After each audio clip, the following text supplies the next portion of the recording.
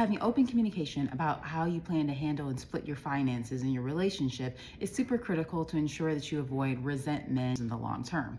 So there are many permutations of how couples split their finances, but most are choosing between three popular methods. So the first, combining all income into one joint account.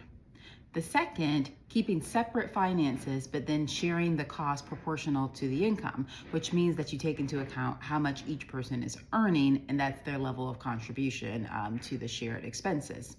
And then third, going 50-50 across all expenses, regardless of how much each person makes. And while there isn't great data on what all couples are doing today, studies estimate that what most couples are doing, between 50 to 70%, is going 50-50. Let's explore tradition and the view that the man always pay 100% of the expense when dating. Traditions frequently change in societal structures or time periods, with each generation thinking that the thing that they experience just has always been. When it comes to dating expenditures, or what used to be known as courting, the idea of a man covering all of the dating expenses was a popular idea amongst men and women of certain means.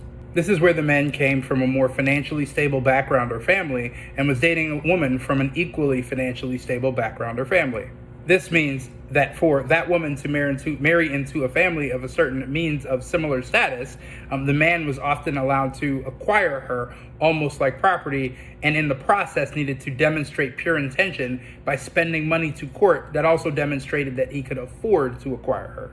At the same time, in societies where men and women were both allowed to work, and or men and women both came from lesser means, it was much more likely that both the man and the woman worked, and that expenditures were determined by pooling resources and spending money on the things that you needed. As you can see, what many of us have been taught to believe is traditional actually was much more situational. So when people are thinking about how to have a discussion on how to split finances, the discussion is obviously broader than that. It isn't just finances, but a discussion of how to divide all of the labor and expenses that exist inside of a household fairly between those that contribute to it. So in 2022, a study from Pew Research showed that in egalitarian marriages, so marriages where the wife and the husband are contributing equally to the combined earnings, wives are spending more than double the time that men are on housework, so 4.6 hours weekly compared to 1.9 hours respectively. And other research shows that women are contributing more than 60% of both the cognitive and physical labor load of housework.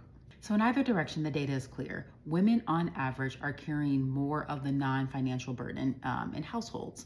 And so when we're having a discussion of how we split finances, we really should make it a broader discussion of how we split all the responsibilities in a household.